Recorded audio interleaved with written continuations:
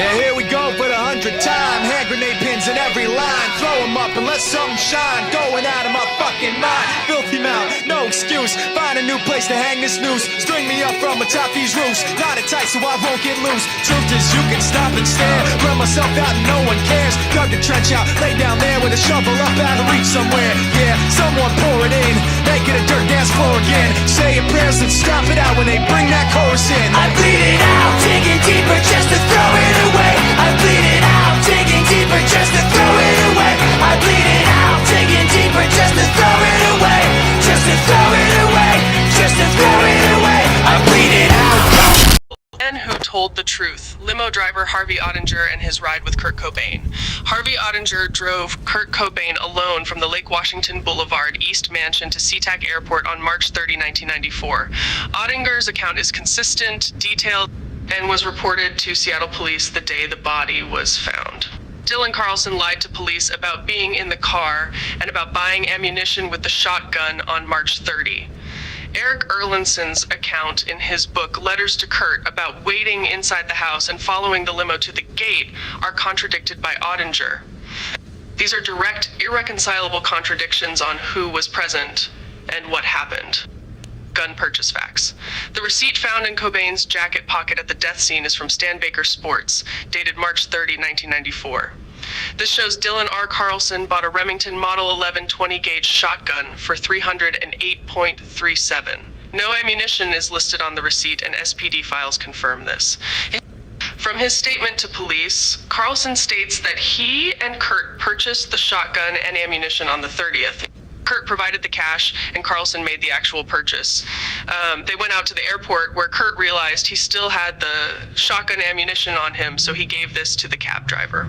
Full chronology of March 30, 1994.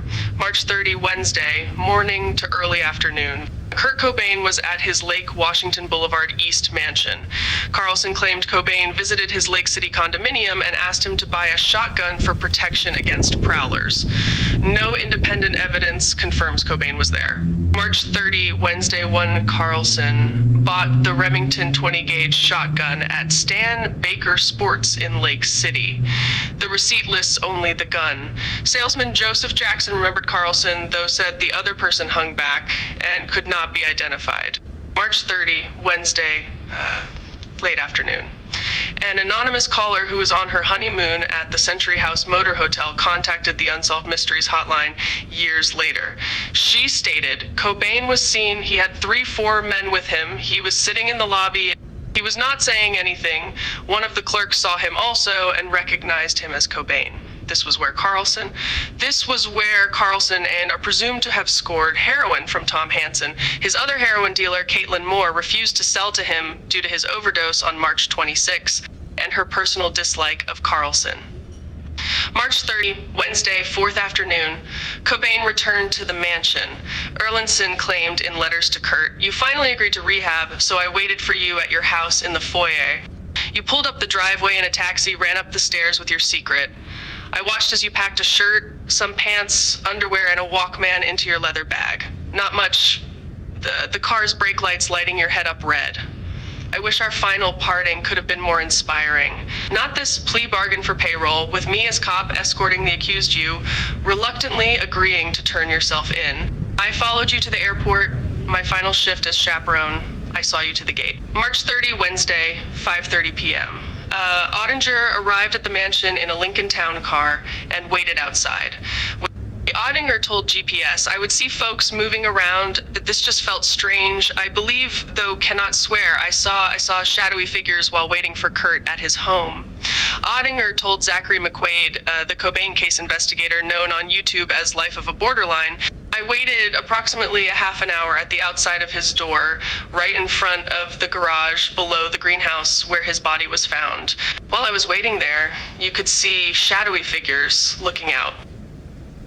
I can't really comment exactly who they were under oath, though I believe Dylan was there. He's the only one that comes to mind.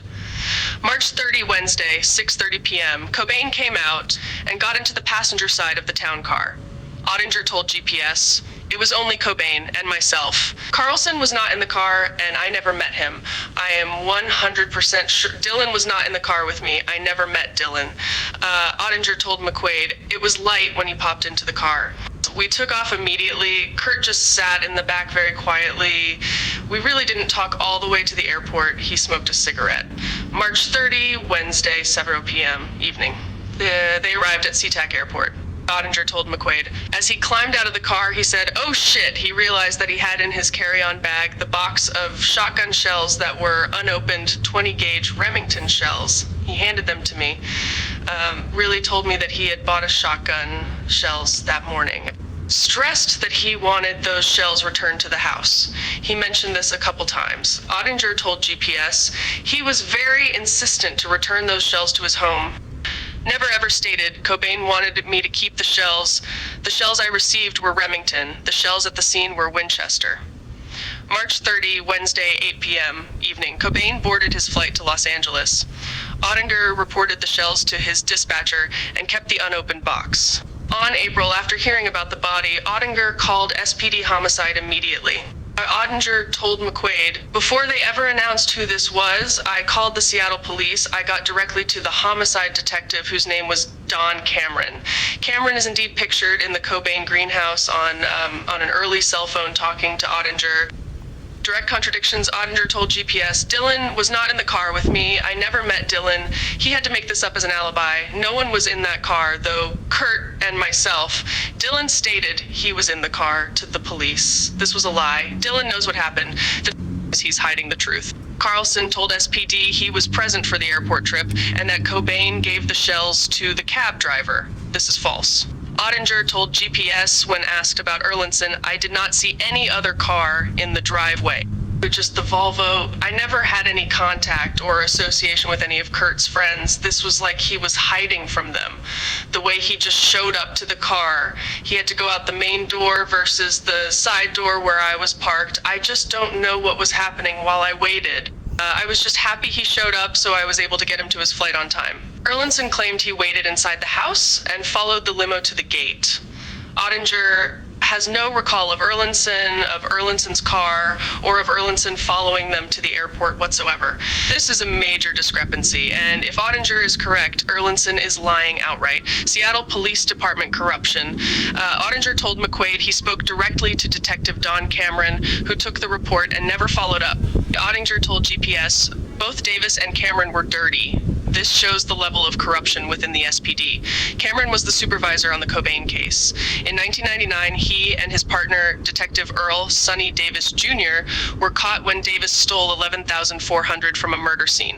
Cameron returned the money to cover this up. Both were forced out of the department. The same detective who ignored Ottinger's report cleared the case quickly had a documented record of evidence tampering and cover-ups in homicide investigations. Conclusion, Harvey Ottinger drove Kurt Cobain alone. Ottinger distinctly remembered the shock and surprise on Cobain's face when he found the shells in his bag. Ottinger received the Remington shotgun shells directly from Cobain at the airport and reported this to police on April 8th. Ottinger was convinced that Cobain knew the shells had been planted and was asking him to return the shells to the house to alert that guess that he, Cobain, knew what they were up to. Dylan Carlson lied outright in his official SPD statement. Eric Erlandson, it also appears, lied in his book. And Seattle police, under a corrupt supervisor, later caught covering up evidence theft, failed to investigate the contradictions, and shut the case down. Ottinger told GPS, I believe the police. My bad, someone got away with murder. The record shows exactly who lied and how the investigation was handled. Ottinger, in Unshakable in his many statements, had legitimate grievances against the SPD for how they mishandled his report and is adamant that Carlson's story is false. Ottinger adds his voice to many across the world these past 2 years, calling for a reopening of the Cobain case at the highest official levels in Seattle and for justice for Kurt. The most important thing I did was that call to Detective Cameron. It's crazy that I heard that radio report while on my regular job and called so quickly. This was fate, and I believe this will prove to be historical. The SPD cannot hide behind their negligence of this. There is no excuse, and this exposes them as corrupt. My story has never changed or been exaggerated. This is simply the truth of my experience. Kurt's spirit lived in all of us who believed in him. I get a bit spiritual that this is the birth of his grandson that has allowed this story to become so important. History will prove we are right. We may not get the legal justice we deserve, though history will reveal everything.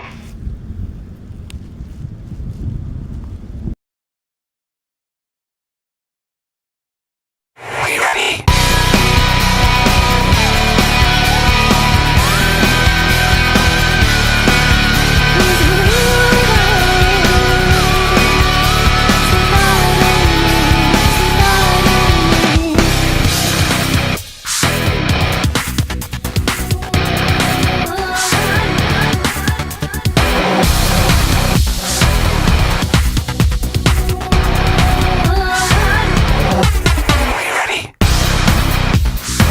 These flowers bleed your tears.